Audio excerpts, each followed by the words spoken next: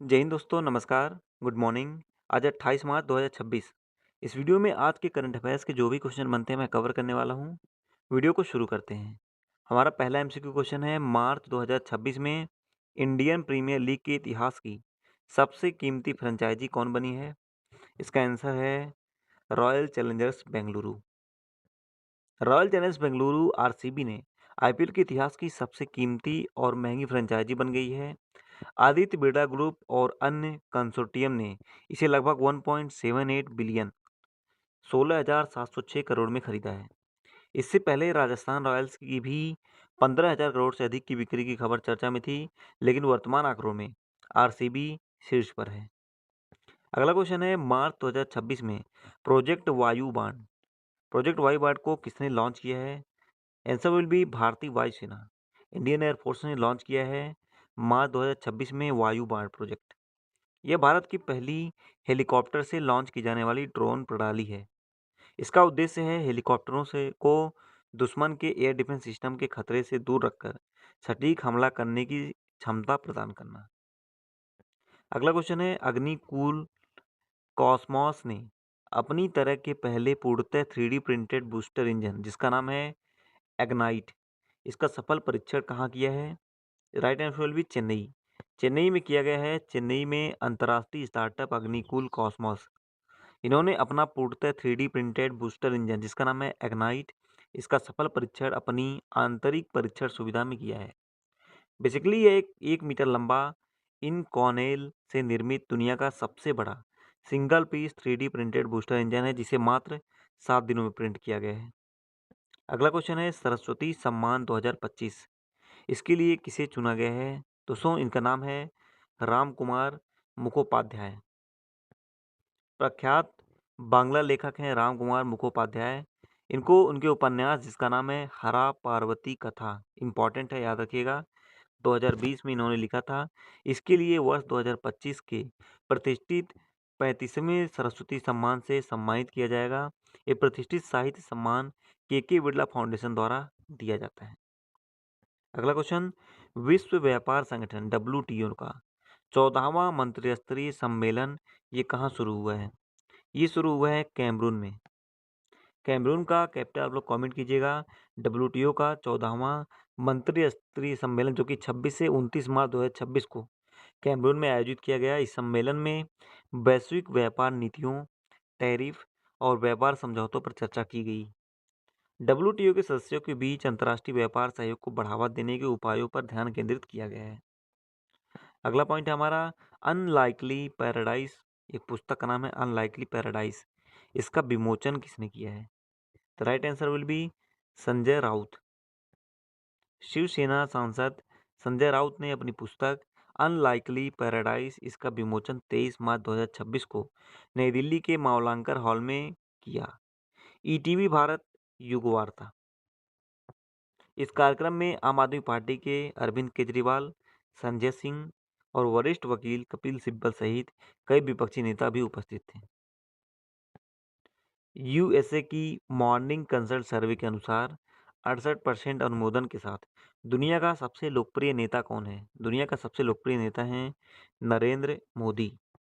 दोस्तों अमेरिका की जो डेटा एनालिसिस फर्म है मॉर्निंग कंसल्ट, इसके मार्च 2026 के सर्वेक्षण के अनुसार 68% की अनुमोदन रेटिंग के साथ भारत के प्रधानमंत्री नरेंद्र मोदी दुनिया के सबसे लोकप्रिय नेता हैं।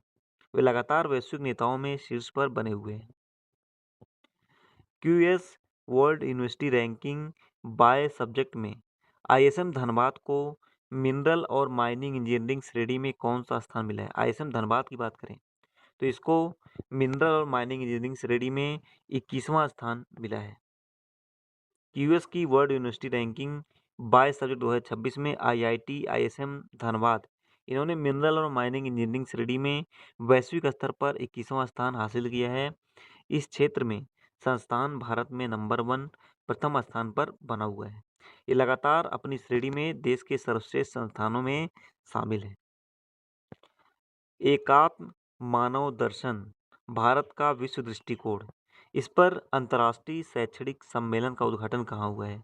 ये दोस्तों एकात्म मानव दर्शन भारत वर्ल्ड व्यू, इस पर जो अंतर्राष्ट्रीय शैक्षणिक सम्मेलन है, इसका उद्घाटन हुआ है मैसूर में। मैसूर जो कि कर्नाटक में स्थित है।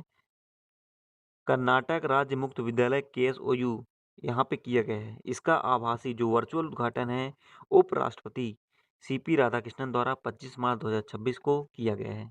कर्नाटक की कैपिटल है बेंगलुरु। अगला क्वेश्चन है QS वर्ल्ड यूनिवर्सिटी रैंकिंग 2026 में किस भारतीय शिक्षण संस्थान को पहला स्थान दिया गया है? दोस्तों, भारत का IIT दिल्ली है। इसको QS वर्ल्ड यूनिवर्सिटी रैंकिंग 2026 में पहला स्थान दिया गया है। इसने 123वीं वैश्विक रैंक हासिल की है, जो पिछले साल के 150वें स्थान से एक बड़ी छलांग है।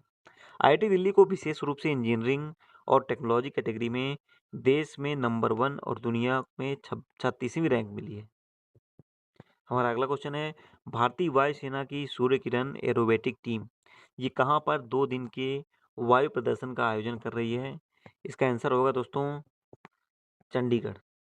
चंडीगढ़ में भारतीय वायुसेना इंडियन एयरफोर्स की जो प्रसिद्ध है सूर्य किरण एरोबेटिक टीम, जिसको बोलते हैं SKAT, ये 27 और 28 मार्च 2026 को चंडीगढ़ की सूखना झील इस पर 2 दिवसीय भव्य एयर शो का आयोजन कर रही है।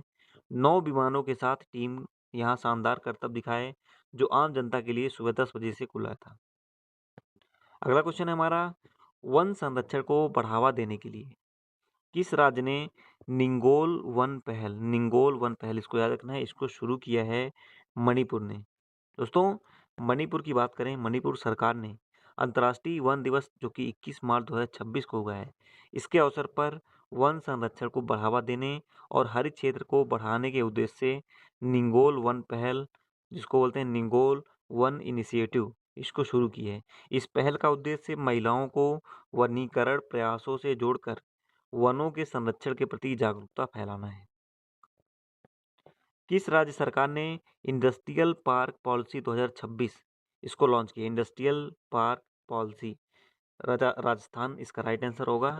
राजस्थान सरकार ने मुख्यमंत्री भजनलाल शर्मा के नेतृत्व में औद्योगिक पार्क प्रोत्साहन नीति 2026 जिसको बोलते हैं इंडस्ट्रियल पार्क पॉलिसी 2026 इसको लॉन्च की है। इसका उद्देश्य राज्य में निजी क्षेत्र की भागीदारी से विश्व स्तरीय औद्योगिक पार्क विकसित करना, निवेश बढ़ाना और बड़े पैमाने पर रोजगार के अवसर पैदा करना है।